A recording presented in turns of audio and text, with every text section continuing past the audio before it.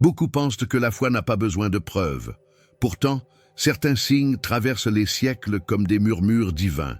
Et si un simple tissu portait encore aujourd'hui l'empreinte de l'instant où la mort a été vaincue? Il y a dans l'histoire du Saint-Suaire une énigme que ni les sceptiques ni les savants n'ont pu résoudre. Les uns y voient une fraude médiévale, les autres un témoignage bouleversant. Mais pour celui qui cherche, il devient comme une lampe dans la nuit, une trace laissée par le ciel pour réveiller les cœurs endormis. Car ce linge n'est pas seulement une relique enfermée derrière du verre. Il est un miroir de nos propres doutes, de nos blessures et de nos désirs d'espérance. Peut-être toi aussi as-tu crié « Seigneur, donne-moi un signe ».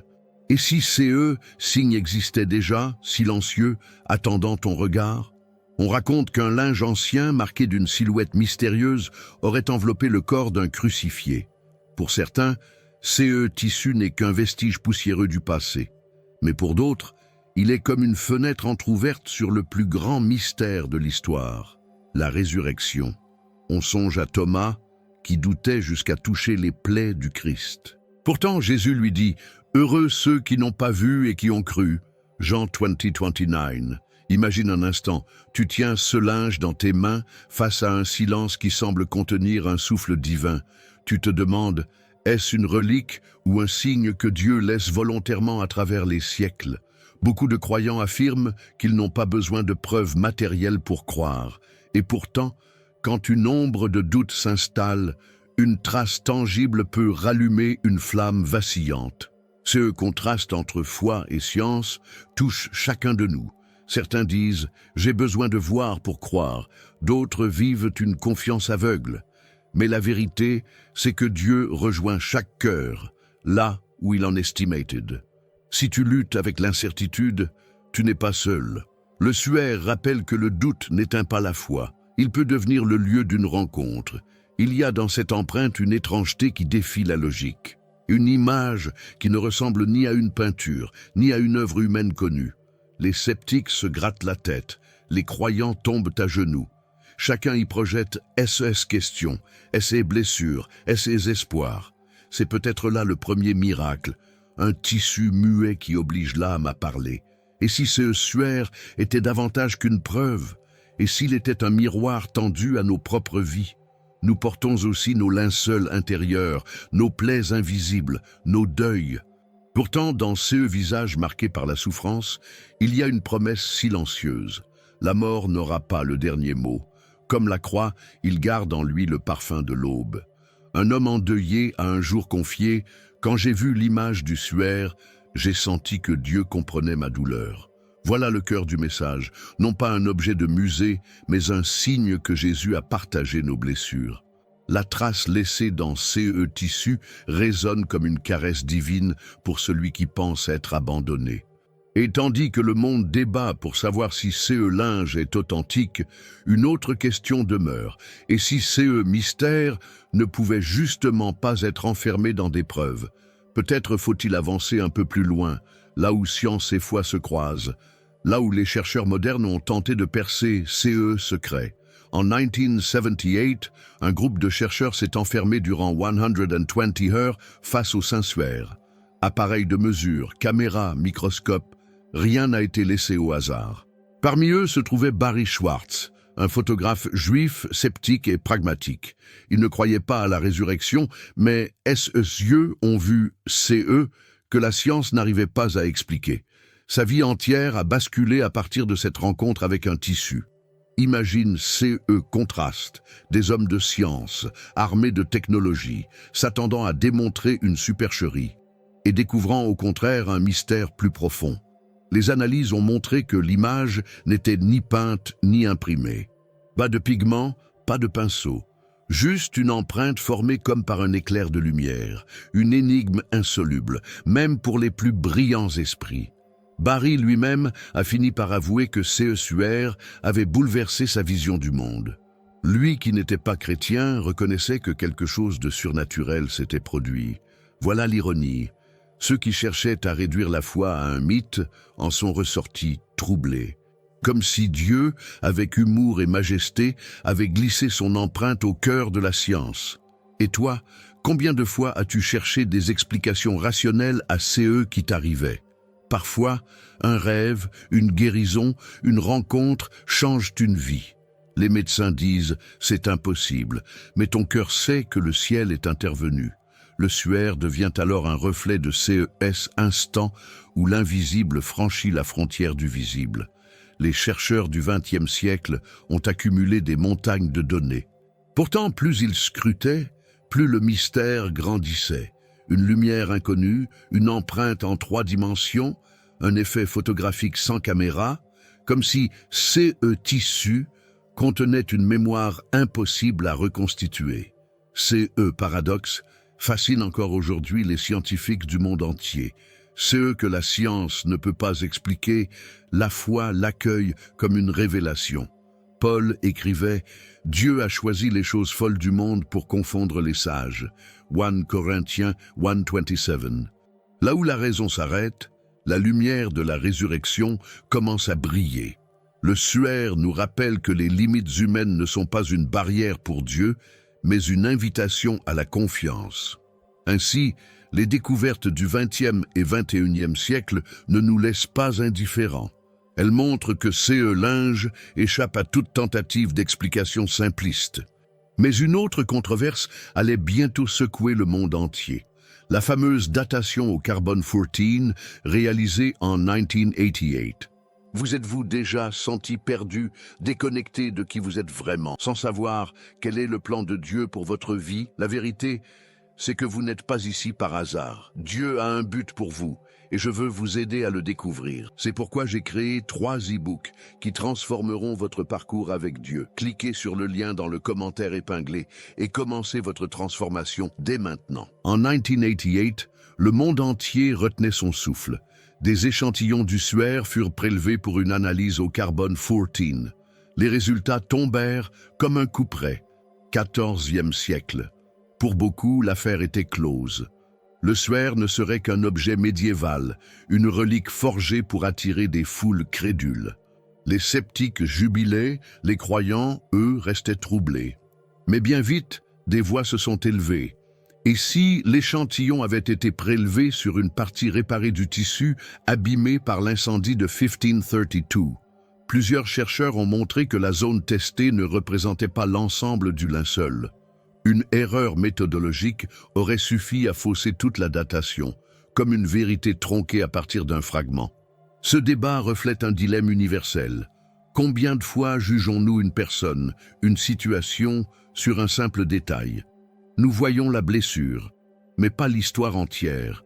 De même, le carbone 14 a peut-être lu une cicatrice, et non le cœur du suaire. La science avait parlé, mais sa voix restait incomplète. Des chercheurs ont réclamé une nouvelle datation, avec des protocoles plus rigoureux. Mais jusqu'à aujourd'hui, l'Église n'a pas autorisé d'autres prélèvements afin de préserver la relique. Alors la question demeure, faut-il s'en tenir à une analyse contestée ou garder ouverte la possibilité d'une autre vérité? Ce suspense fait partie du mystère. Dans nos vies aussi, nous connaissons des verdicts prématurés. Un médecin dit « il n'y a plus d'espoir ». Un proche déclare « tu ne changeras jamais ». Mais Dieu a toujours le dernier mot. Le suaire nous enseigne à ne pas nous arrêter aux premières conclusions, mais à espérer une lumière nouvelle. L'épisode du carbone 14 a finalement renforcé la ferveur des croyants. Car si CE linge n'était qu'un tissu médiéval, pourquoi tant de débats, tant de passions, tant de conversions autour de lui? Ce paradoxe intrigue, comme si Dieu se plaisait à troubler les certitudes trop rapides. L'ombre du doute devient parfois l'espace où la foi se fortifie. Et tandis que la controverse persiste, une autre question se lève. Comment une image aussi mystérieuse a-t-elle pu se former sur CE tissu? Les hypothèses se multiplient, entre explications ingénieuses et théories lumineuses. Le contenu vous a plu et il a fait une différence pour vous? Cliquez sur « Merci » et soutenez notre travail. Depuis des siècles, les esprits les plus brillants s'interrogent. Comment l'image du suaire a-t-elle pu apparaître? Certains ont avancé l'idée d'une technique médiévale oubliée.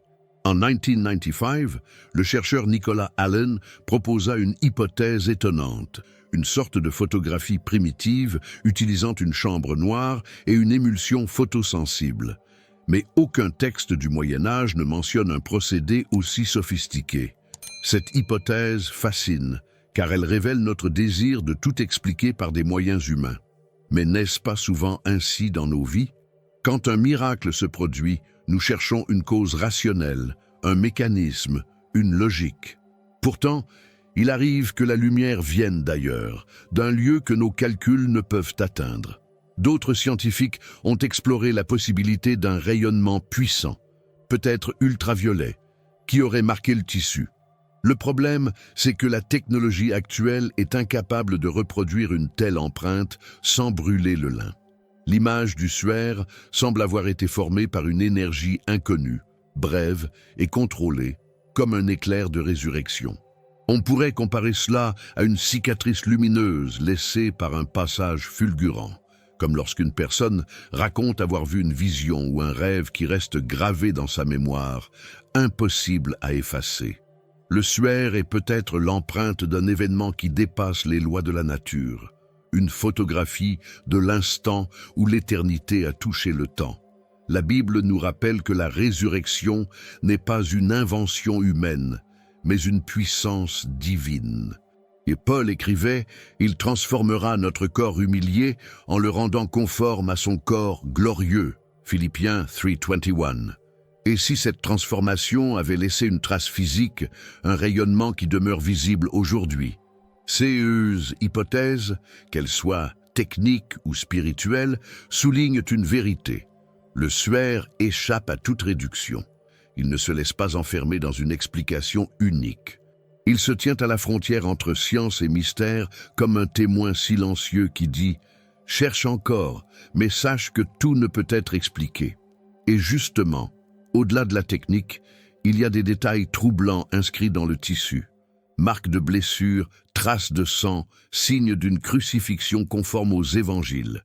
Des indices anatomiques qui vont bien plus loin qu'une simple théorie. Lorsque l'on observe attentivement le suaire, on découvre des détails qui frappent par leur réalisme.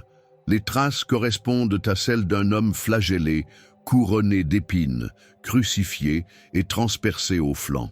Ceux ne sont pas de simples symboles religieux. Chaque marque reflète une souffrance décrite dans les évangiles, comme si le tissu avait enregistré une passion silencieuse. Les scientifiques ont noté que les taches de sang se sont formées avant l'apparition de l'image. Cela signifie que l'empreinte n'est pas une peinture par-dessus des blessures fictives, mais la mémoire d'un corps réellement supplicié. C'est un détail bouleversant. La douleur a précédé la lumière, comme la croix précède la résurrection. Des grains de pollen retrouvés sur le tissu proviennent de plantes de Palestine, renforçant l'ancrage historique. Et sur les yeux de l'homme du suaire, certains chercheurs pensent avoir identifié des traces de pièces romaines datant de the 29th of April, G.C. Ces détails troublants rappellent que la crucifixion n'est pas une légende abstraite, mais un fait inscrit dans l'histoire. Chacun de nous porte aussi des marques invisibles, laissées par les coups de la vie, trahison, maladie, deuil. En contemplant ces visages meurtris, beaucoup de croyants se sentent compris dans leur propre souffrance. Le suaire devient alors un miroir. Il révèle que Dieu n'est pas indifférent à nos blessures, mais qu'il les a portées en son propre corps. La prophétie d'Ésaïe prend alors tout son sens. C'est par ces meurtrissures que nous sommes guéris. Ésaïe 53:5. Chaque goutte de sang sur ces tissus rappelle que la douleur peut devenir source de rédemption. Là où l'homme voit une fin, Dieu trace un chemin de guérison et de pardon. Beaucoup témoignent d'une étrange consolation en regardant le suaire. Un père ayant perdu son fils a dit « J'ai reconnu mes larmes dans ces visages ». Dans ces marques de clous, il aperçut un signe. Dieu connaît la profondeur de nos plaies et peut les transformer en source de vie. Mais au-delà de ces traces visibles, une question demeure. Comment expliquer ces corps qui semblent avoir traversé le tissu sans le déchirer? C'est ici que surgit l'hypothèse la plus fascinante, celle d'un corps devenu lumière, échappant aux lois de la matière. Certains chercheurs, comme John Jackson, ont avancé une hypothèse saisissante. Le corps du Christ serait devenu mécaniquement transparent, laissant passer une lumière tridimensionnelle qui aurait marqué le tissu. CE n'est plus la mort qui parle ici, mais la résurrection. Comme si au moment où la pierre roulait, une explosion de gloire avait imprimé son passage sur la toile. Paul écrit « Le corps est semé corruptible, il ressuscite incorruptible ». 1 Corinthiens 15:42. Le suaire pourrait être la trace visible de cette transformation, un corps de chair transfiguré en corps de lumière. Pour beaucoup, CE n'est pas seulement une relique, mais un vestige de l'instant où l'éternité a triomphé du tombeau. Cette perspective n'est pas qu'une curiosité théologique. Elle résonne dans notre quotidien. Combien de fois avons-nous l'impression que notre vie est ensevelie sous le poids des épreuves? Le message du suaire, c'est qu'au cœur même de la nuit, Dieu prépare une aurore. Nos tombeaux intérieurs ne sont pas définitifs. Un homme brisé par la maladie a confié « Quand j'ai vu cette image, j'ai compris que mon corps n'était pas ma fin ». La résurrection du Christ devient alors une promesse personnelle. Au-delà de nos limites, il y a une gloire qui nous attend. Le suaire murmure cette espérance à quiconque ose lever les yeux. On pourrait dire que CE tissu est comme une lampe posée au bord du chemin. Il n'est pas la lumière elle-même, mais il reflète la clarté qui surgit d'un matin nouveau. Comme une veilleuse au cœur de la nuit, il rappelle que la mort est un passage et non une demeure. Ainsi, le suaire dépasse le domaine des débats scientifiques. Il devient une parabole silencieuse, un témoignage que la vie peut jaillir de la poussière, que l'esprit peut vaincre la chair. C'est un rappel que Dieu transforme l'infime en éternel, l'éphémère en glorieux. Et pourtant, ce linge n'a pas seulement été conservé comme une énigme spirituelle. Il a traversé les siècles, vénéré, protégé, exposé à certains moments clés de l'histoire. Son parcours terrestre raconte lui aussi une histoire. Depuis des siècles, le Saint-Suaire suit un chemin mystérieux à travers l'histoire. Transféré à Turin en 1578, il est conservé depuis 1694 dans la cathédrale Saint-Jean-Baptiste. Les croyants s'y rassemblent, comme on s'approche d'un sanctuaire silencieux, espérant apercevoir dans ces linges une trace de l'éternité. Il ne s'agit pas d'un objet d'art, mais d'un témoin qui a traversé les âges. En 1506, le pape Jules II autorisa une messe en son honneur, confirmant ainsi son importance spirituelle pour l'Église. Depuis, le suaire n'est exposé qu'en de très rares occasions, comme pour les jubilés. Chaque exposition attire des foules immenses, venues du monde entier, qui s'approchent dans le recueillement comme si elles attendaient une rencontre personnelle avec le Christ. On raconte que des pèlerins, en contemplant le suaire, ont retrouvé la foi après des années d'éloignement. Une femme, marquée par un deuil profond, déclara qu'en voyant ces visages, elle avait senti Dieu lui murmurer « Je suis passé par ta douleur ». Voilà pourquoi le suaire n'est pas seulement un objet religieux, il est un appel au cœur blessé. Dans les moments de crise, l'Église a parfois ouvert cette relique comme une source de consolation. Lors de la Seconde Guerre mondiale, le suaire fut caché pour le protéger des convoitises. Et chaque fois qu'il est révélé, il devient un signe de paix au milieu des tempêtes, comme si Dieu rappelait « Ma victoire demeure, même au cœur du chaos ». Il est frappant de voir que, malgré les polémiques, cette relique continue de rassembler. Les sceptiques y voient une énigme historique, les croyants y trouvent une source d'espérance. Et dans cette rencontre improbable entre science et foi, le suaire garde son silence, laissant chacun décider, c'est eux, qu'il veut croire. Aujourd'hui encore, il repose dans son reliquaire, voilé et protégé. Mais une nouvelle exposition a été annoncée pour le jubilé de 2025. Des millions de regards viendront se poser sur ces linges. Peut-être qu'au milieu d'eux, certains entendront dans leur cœur une voix discrète « Il est vivant », car le Saint-Suaire, plus qu'une relique, est devenu un symbole. Un pont entre le visible et l'invisible, entre le passé et l'avenir, entre la croix et la gloire. Et si cette relique demeure dans l'histoire, c'est peut-être pour rappeler à chaque génération que la résurrection ne cesse jamais d'être actuelle. Devant ces mystères, une question demeure. Qu'allons-nous faire de ces signes? Le suaire n'est pas une curiosité pour les musées, mais un appel personnel. Il rappelle que la croix n'est pas la fin, mais la porte d'une résurrection. Peut-être portes-tu en toi des blessures semblables à celles imprimées sur ces tissus. Un deuil, une maladie, une trahison. Le suaire te murmure que rien n'est perdu, que la lumière peut surgir même des ténèbres les plus profondes. La vraie question n'est pas « est-il authentique ?» mais plutôt « crois-tu que Jésus est vivant aujourd'hui pour toi ?» Comme Thomas, tu peux encore toucher ses plaies par la foi et entendre la même voix. Heureux ceux qui n'ont pas vu et qui ont cru. Alors prends ce signe comme une invitation. Approche-toi, cherche, questionne, mais surtout, ouvre ton cœur. La résurrection n'est pas un concept lointain, elle peut devenir ton espérance présente, ta force quotidienne. Et si ce message a parlé à ton âme, ne le garde pas pour toi. Rejoins cette communauté de chercheurs de vérité. Abonne-toi à la chaîne et active les notifications afin de continuer à recevoir ces révélations qui nourrissent la foi et éclairent le chemin.